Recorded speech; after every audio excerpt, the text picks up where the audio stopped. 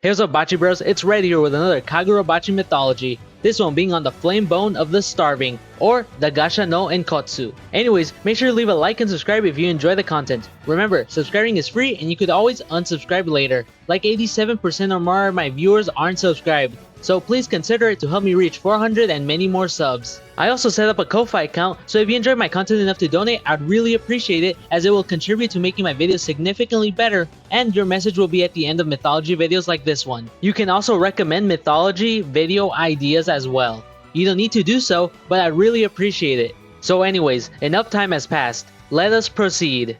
But first, I'll give a spoiler alert for Kagurabachi, so go read it if you haven't. It's really good. Also, I'll give a TLDR on the magic/sorcery system in Kagurabachi. Since I covered the enchanted blades already, they will be excluded. But an addition that was learned from a chapter that came out after the first video is that the innate sorcery of an enchanted blade wielder disappears/gets replaced by the spirit energy of the enchanted blade.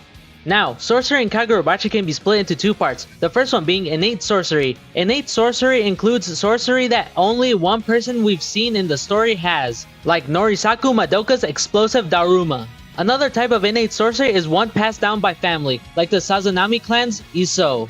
The second type of sorcery is learned sorcery. Learned sorcery includes sorcery that can be learned by multiple people or activated by using items, like the Daten-seki stones and the enchanted blades.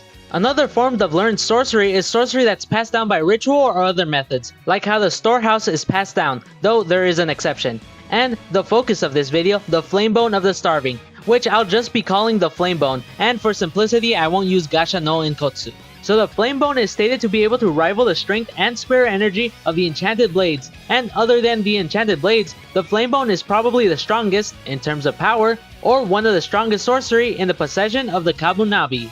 The current wielder of the Flame Bone is Hiyuki Kagari, who is a member of the Kamunabi, who seemingly is in a position of importance, especially since she's a really strong fighter and wields strong sorcery.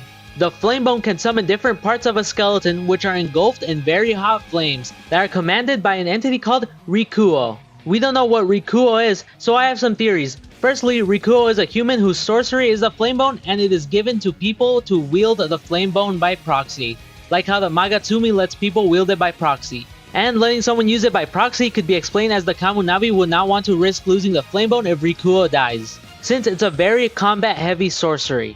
Though, my personal favorite theory is that Rikuo is the Flame Bone itself.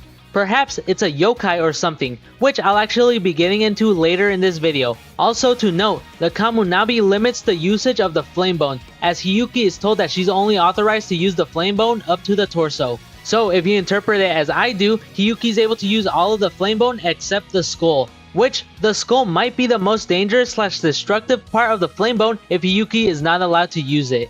Also, unlike my other Kagurabachi vids, I'll be talking about the Flame Bone's abilities first. So, I'll start off with Sekichū, which we don't actually see, since Hiyuki cancelled the attack before it was used, though I presume we will see Sekichū in the near future. Sekichū is made up of two kanji, Seki, which means spine/spinal, and Chu, which means column and pillar. So if you read the manga in English, you'll already know that Sekichū means spinal column. So now, on to the next ability. Abara, or in English, ribs. Abara is used to summon flaming ribs that sprout from the ground, which Hiyuki can use it offensively to attack opponents, or use it defensively to protect herself from incoming attacks. Abara is made up of one kanji, Abara, which means ribs/ribcage, obviously. So, onto the last ability of the Flame Bone that we know of as of now. For all I know, today's chapter reveals more of Hiyuki's Flame Bone, making this video instantly outdated, since, you know, I recorded this video before chapter 53 came out. Anyways, it is Te, or in English, hand. Te is the ability Hiyuki has used most commonly, as it summons one of Rikuo's hands in the form of a flaming skeletal fist, which Hiyuki uses to enhance her physical attacks, as she uses it like a gauntlet that fits around one of her arms. Te can also be summoned remotely as a projectile guided by Hiyuki's hand, and of course, Te causes flaming explosions on contact with its target. Te is made up of one kanji, Te, which just means hands. So now, onto the name of the Flame Bone itself. Again, its full name is the Flame Bone of the Starving, or Gasha-no-Enkotsu. Gasha is made up of two kanji, Ga, which means starve, hungry, and thirst, and sha, which means someone and person. With both kanji that make up the word, Gasha is the starving part of the name. The kanji no is used to indicate possession, as it is a phrase modifier that can mean of. And finally, Enkotsu, which is made up of two kanji, en, which means flame, inflammation, and blaze, and kotsu, which means bone, skeleton, and remains. So together, Enkotsu is flame bone. So altogether, Gasha-no-Enkotsu is pretty much perfectly translated as flame bone of the starving for the English translation of the manga.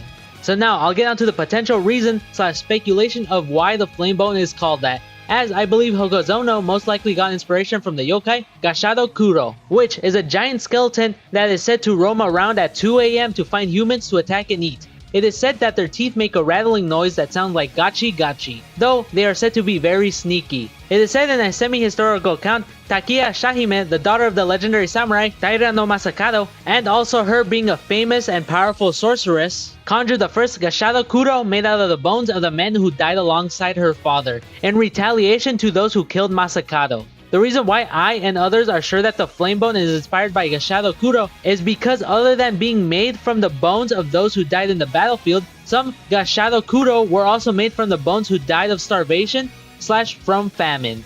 Which, the connection seems obvious, as the flame bone of the starving matches the Gasha-no-Kuro with them being skeletons and their connection with the starving. So that was the Kagurabachi mythology on the flame bone of the starving. Hopefully you enjoyed this video enough to leave a like and subscribe to my channel. Again, subscribing is free and you could always unsubscribe later. The next video will be a Fire Emblem mythology, and maybe I'll stop with the Kagurabachi mythology videos for a bit. Well, until we get more sorcery and the abilities of the other enchanted blades, Kumiyuri, Tobimune, and the other two that haven't been shown. Though, if I see enough support to make one on the Sazanami clan or the Hishaku, I'll do them. And maybe even the names of the important characters will be a video too, which you'll just have to stay tuned to see if I do make those videos.